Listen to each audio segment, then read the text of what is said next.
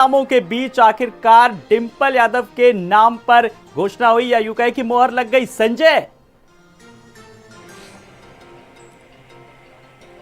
बिल्कुल आलोक, पिछले 4 से 5 दिनों से लगातार चुनाव घोषणा के बाद मंथन चल रहा था और इस मंथन को लेकर के समाजवादी पार्टी के राष्ट्रीय अध्यक्ष अखिलेश यादव सैफई भी गए थे, दिल्ली में भी गए थे, रामगोपाल से भी मुलाकात हुई, परिवार के अन्य सदस्यों से भी बातचीत हुई। तो चूंकि मुलायम सिंह यादव के देहांत के बाद इस सीट पर बड़ा फोकस था परिवार के लोगों का, चूंकि पिछले 26 सालों से मैनपुरी की सीट पर समाजवादी पार्टी का कब्जा है लगातार और ये कब्जा बरकरार रहा है। चूंकि नेताजी के देहांत के बाद जो रिक्तता आई है, जो खाली जगह हुई है, उस जगह को केवल और केवल परिवार के लोगों के जरिए ही भरी जा सकती थी। तो ऐसे में सबसे निकट मानी जाती रही है डिंपल यादव और डिंपल यादव को उम्मीदवार अखिलेश यादव ने बनाया है। कुछ ही पल पहले उस उम्मीदवार की घोषणा जो है वो की गई है। तो ऐसे में अब मैनपुरी से डिंपल यादव चुनाव लड़ेंगी।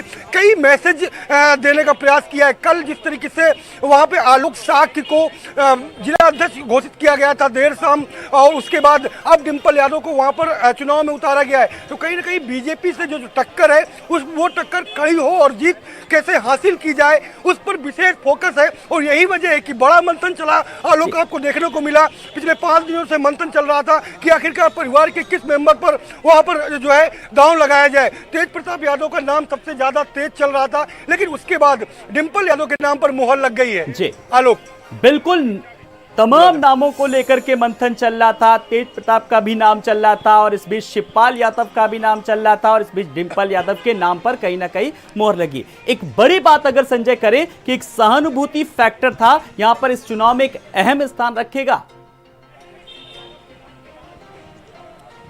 बिल्कुल आलोक, बड़ा अहम स्थान रखेगा। फिलहाल हमारे साथ अनुराग भदौरिया राष्ट्रीय प्रवक्ता हैं। सर, आपने देखा कि आज डिंपल जी को उम्मीदवार बनाया गया, इसके पीछे का मकसद खास क्या है? इस बार मैनपुरी सीट से समाजवादी पार्टी रिकॉर्ड मतों से जीतेगी और इतिहास कायम करेगी। कार्यकर्ताओं का भी मत यही है, पार्टी ने भी यही फैसला लिया है। हम सभी लोग इससे बहुत खुश हैं और मुझे पूरा विश्वास है कि इस बार देश में जितने मतों से वो जीतने जा रही हैं, ये रिकॉर्ड कायम होगा। एक सवाल मेरा और कि जिस तरीके से 22 के चुनाव में सामान्य और खास करके ठाकुरों से परहेज रखा गया समाजवादी पार्टी के जरिए, इस बार क्या वो मैसेज भी देने का प्रयास है? अरे भैया, मैं तो सामने खड़ा हूँ आपके, मैं खुद ही ठाकुर हूँ, तो परहेज कहाँ रखा गया है? मैं ही आपके सामने बाइट दे रहा हूँ, समाजवादी पार्टी की बाइट दे रहा हूँ, परहेज कहाँ है? ये जो माहौल बनाने की कोशिश करती है कई बार मीडिया या भारतीय जनता पार्टी के माध्यम से, ये भारतीय जनता पार्टी का काम ही प्रोपेगेंडा करना। मैं सामने खड़ा हूँ, कह रहे परहेज बनाया गया। कहाँ परहेज? हम तो आपको छू भी रहे। कोई परहेज है तो बताओ। किस तरीके की तैयारी है चुनाव को? इस बार मैं कह रहा हूँ मैनपुरी समाजवादी पार्टी रिकॉर्ड तोड़ वोटों से जीतेगी। शुक्रिया, हमसे बात करने। तो आपने देखा कि जो है अनुराग भदौरिया साफ तौर पे कहा है कि रिकॉर्ड मतों से इस मैनपुरी की सीट को जीता जाएगा। आलोक, आपको और बताऊं कि जिस दिन चुनाव की घोषणा हुई थी उसके दूसरे दिन ही समाजवादी पार्टी के जो सामान्य वर्ग के नेता हैं उनकी जिम्मेदारी सौंपी गई थी। सबसे पहले मैंने योगेश प्रताप सिंह से बात करी, वो पूर्व मंत्री रहे हैं, गोंडा के रहने वाले हैं, उनको वहाँ की जिम्मेदारी सौंपी गई। वो वहाँ पर जाकर के कैंपेनिंग उन्होंने शुरू कर दी है। आज नाम की घोषणा भी कर दी गई। आलोक, बिल्कुल, जिस तरीके से नाम की घोषणा की गई, कहा तो यहां तक जा रहा है कि अखिलेश यादव के ऊपर लगातार कहीं ना कहीं दबाव था और प्रत्याशी के चयन को लेकर के, और लोग उनसे साफ तौर पर कह रहे थे और आखिर उन्होंने लोगों का भी जो फैसला था वो जनता के बीच जाकर के कर दिया और डिंपल के नाम पर आखिरकार मोहर लगा दी। संजय, बिल्कुल, इसके पीछे तमाम बड़े मैसेज हैं। एक तो परिवार को एक रखना था। परिवार डिंपल यादव के नाम पर जिस तरीके से वहां पर उम्मीदवार बनाया गया तो वो कहीं ना कहीं परिवार एकता रहेगी। खास करके चाचा से जो कहीं ना कहीं अंदर खाने खतरा महसूस किया जा रहा था, परिवार के लोग, पार्टी के लोग, वो खतरा भी कम से कम रहेगा। और ऐसे में शिवपाल यादव की कहीं ना कहीं सहमति जरूर रहेगी। डिंपल यादव के प्रति सिंपैथी है, डिंपल जी के प्रति उनकी खासी देखने को मिलती है, बड़ा लगाव देखा जाता है पारिवारिक रूप से। तो वो भी एक कहीं ना कहीं फैक्टर है। तो कई फैक्टरों बिल्कुल ऐसे कई अहम फैक्टर रहेंगे जो डिंपल का जो नाम है। बिल्कुल संजय, आप हमारे साथ जुड़े रहिएगा, हम आपसे और भी लगातार अपडेट लेते रहेंगे। अपने संवाददाता मैनपुरी की ओर रुख करेंगे जहां हमारे संवाददाता प्रवीण हमारे साथ जुड़ गए हैं। प्रवीण, लगातार मैनपुरी उपचुनाव को लेकर के एक हॉट सीट मानी जा रही थी और सबसे बड़ी बात कि नेताजी की जिस तरीके से वहां पर निधन के बाद वो सीट खाली हुई है। अब आखिरकार तमाम नामों के बीच डिंपल यादव के नाम की घोषणा हो गई आधिकारिक तौर पर।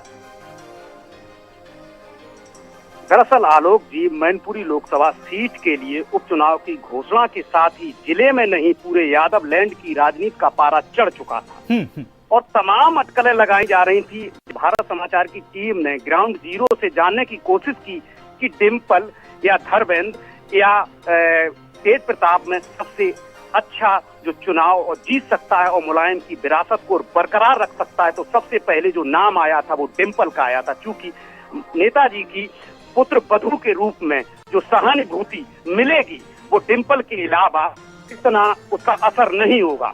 33 साल से जो सपा का गढ़ रहा है और मुलायम के निधन के बाद जो विरासत बचाने की एक परिवार को बड़ी जिम्मेदारी मिली है, वहां कोई चूक नहीं करना चाह रहे थे। इस वजह से जो अटकलें लगातार चल रही थी उस पर विराम लगा दिया गया और डिम्पल यादव को सपा ने उम्मीदवार के रूप में घोषित कर दिया गया है। अब क्योंकि एक दिन पहले जिला अध्यक्ष के रूप में साठ के एक समाज जो कि यादव के बाद यहाँ मैनपुरी में दूसरे नंबर पर आता है, उसको साधने के लिए साक्य समाज को काफी हद तक राहत महसूस हो, ऐसा उन्हें न लगे कि हमारे जो एक जनाधार है जो काफी हद तक जीत के लिए एक जीत में भूमिका निभाता है, उसको दरकिनार तो सपा पार्टी नहीं कर रही है। इसको देखते हुए जिला अध्यक्ष को भी एक दिन पहले नियुक्त कर दिया गया आलोक साठ को। डिम्पल एक यादव के साथ साथ जिस समाज से वो आती हैं, जिस जात से वो ताल्लुक रखती हैं, एक क्षत्रिय यहाँ पर काफी संख्या में है, जिसकी वोट की बात करें तो 1 लाख से यहाँ अधिक क्षत्रिय वोटर ठाकुर भी है। जी बिल्कुल। और कहीं ना कहीं अब इस फैसले के बाद पारिवारिक विरासत और राष्ट्रीय स्तर पर अगर राजनीति की बात करें तो अखिलेश यादव के सामने एक बड़ी चुनौती थी, दोनों में सामंजस्य बिठा के रखना, नहीं लगता प्रवीण? जी बिल्कुल सही है आलोक जी।